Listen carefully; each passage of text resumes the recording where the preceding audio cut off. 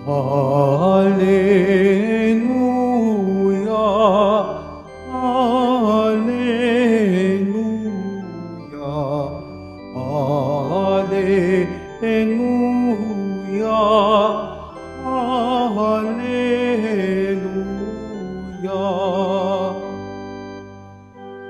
Papuri sa Diyos Ama, pagkat ipinahayag niya, hari siya ng mga aba.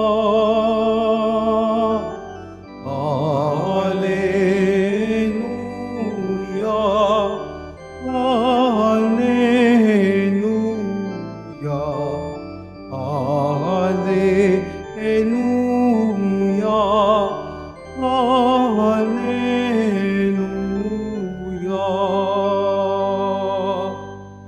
Sumainyo ang Panginoon. At sumaiyo rin. Ang mabuting balita ng Panginoon ayon kay San Marcos. Papuri sa iyo, Panginoon. Noong panahong iyon, dumating ang ina at mga kapatid ni Jesus. Sila'y nasa labas ng bahay at ipinatawag siya. Noon na may maraming taong nakaupo at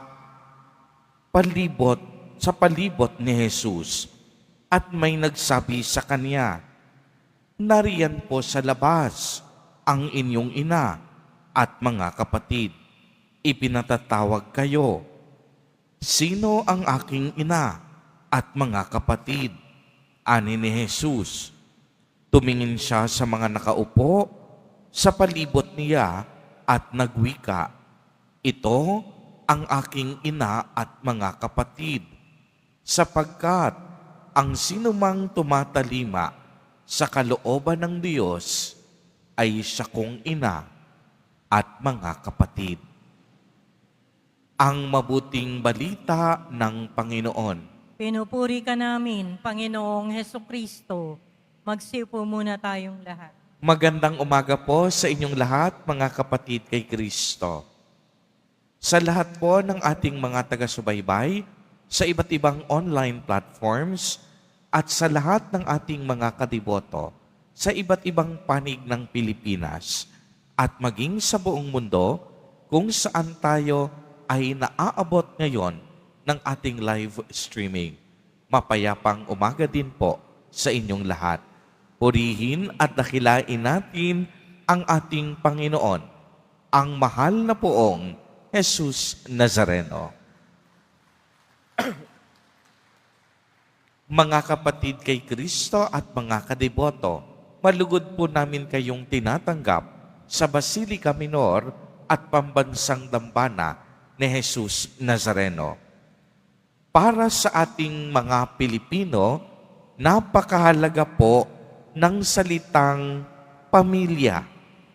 Lahat tayo nais mabuhay sa isang buo at kumpletong pamilya. Hindi lamang iyon, lahat sa atin naghahangad na sa loob ng pamilya naroroon ang pagmamahalan, pagbibigayan, at pagtutulungan. Sa araw na ito, mas pinalalim ni Jesus Nazareno ang salitang pamilya.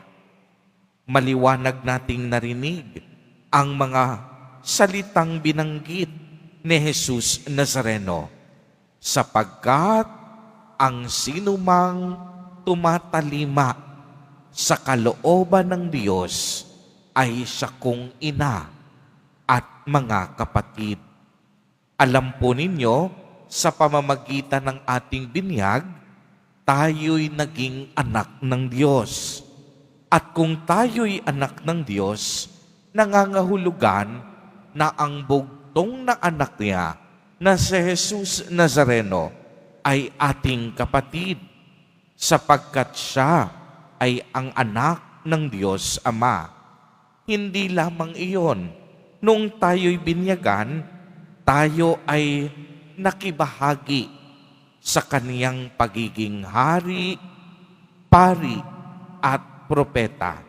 Kaya nga tayo tinatawag na mga Kristiyano, mga alagad, tagasunod ni Kristo.